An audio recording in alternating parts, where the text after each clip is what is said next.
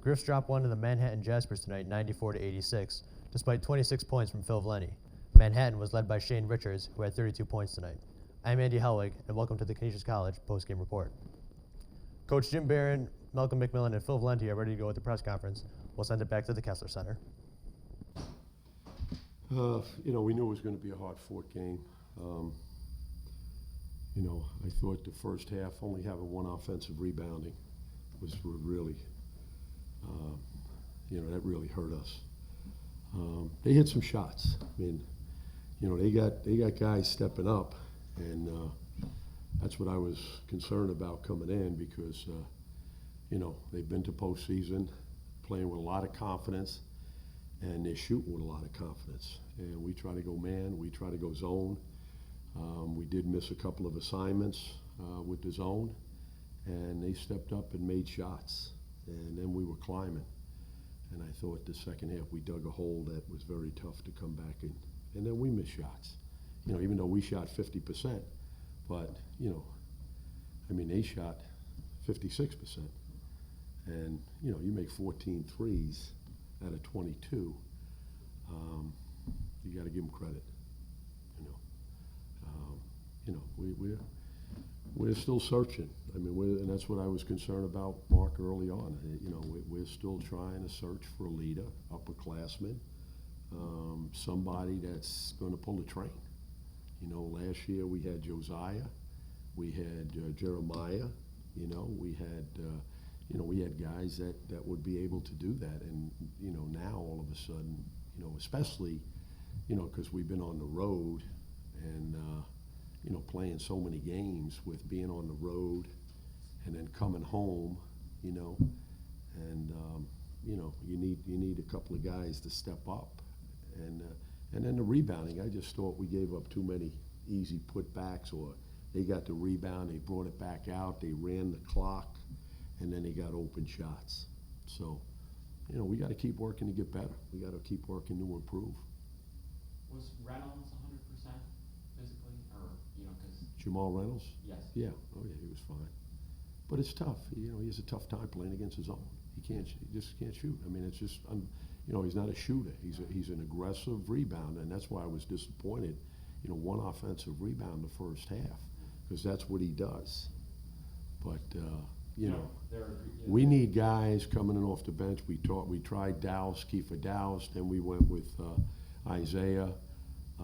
You need guys to step up and make shots. Phil was putting a lot of stuff up around the basket, and then he made some shots, got to the free throw line. But again, you need other guys. You look at their guards. Richard stepped up, and then Stores Stores stepped up, made plays. And then Richards. He carried them. He just, that's what you need to beat teams. And he did that. And that's what we're searching for. They're a tough matchup.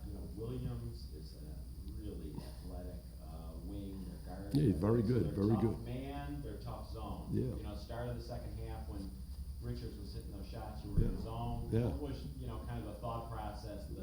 Pick your poison. Pick your poison. Pick your poison. You're trying to, that's what we did against Marist. We switched, defenses, and they still, they had 15 threes against us, but we defended, we rebounded, and then we made shots. See, we didn't make shots. We had open looks tonight. We just didn't put them down. And then they stepped up and on the defensive end, and we didn't bump down on the defensive end, and it's a tough. It's really, it's a fact of life that we really haven't had a lot of time to practice. And that's everybody. They're going through the same thing, but our upperclassmen got to step up. How do you feel like your turnovers? We had really 10 turnovers in the first half, and you finished with 11. Yeah. How do you feel your guards handled their tough perimeter defense? Well, yeah, the press really never hurt us because we were aggressive. I would have loved for them to stay in the press, but they got out of it and they just went half court.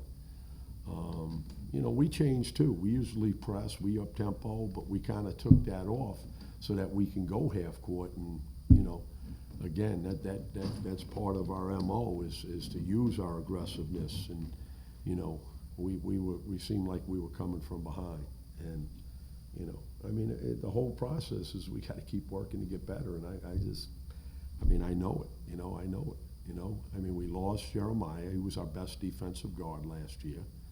And now we need a guard to step up. When you got a guy like Richards, who are you going to put on? We tried, a bunch of. We tried Canisius, we tried Malcolm, we tried Isaiah, we tried, But again, you got to give the kid credit. He really, he played big time tonight. He was a difference maker because he made tough shots too. The first half, at the end of the first half, they got 3 guys and 3 or 4 fouls. Yeah. Or 4 maybe. Yeah. And you had nobody in foul. No, I know. You used a lot of guys in the first half. Yep. Was that so that you would have your key guys for the stretch? Yeah. Or was it? Yeah. Well, was the, or we was needed to play guys just from the standpoint of who's going to make shots. You know what I mean? Who's going to make shots? And, we're bringing guys in to try them to step up and make shots. Gurley hits a few, that's encouraging. Yeah, well, we're going to need that. We're going to need our guys coming in off the bench because, we've stalled. Cassius, he goes, we got open shots, but guys got to step up and, we got a lot of upperclassmen. I told our kids in the locker room, we ain't young anymore. Now, we redshirted a bunch of guys, and I just thought we'd be better, as we move forward. But I don't, again, this is what it's all about. You got to be ready to step up. But, we go to Marist, have a good emotional win.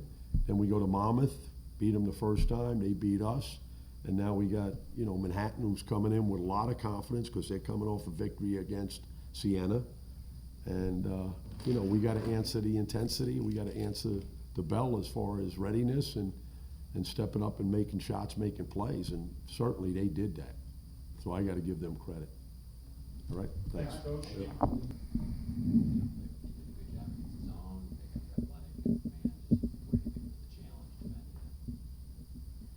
Zero. Shane Richards, I believe. Yeah, he had a great game.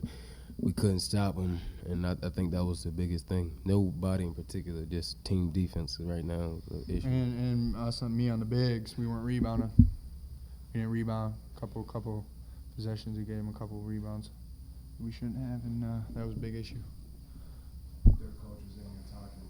You guys came into the game averaging almost 30 attempts behind the arc, and they ended up with 22.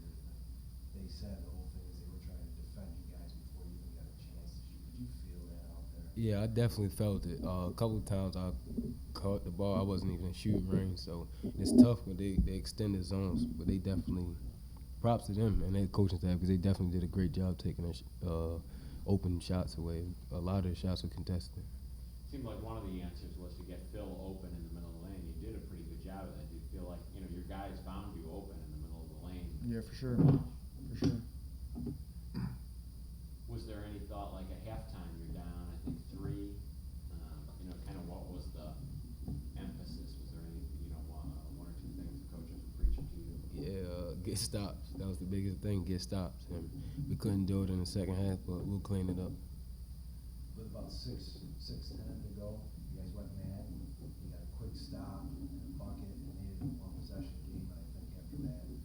What was your sense at that point? Did you feel like you were flipping the switch on them a little bit?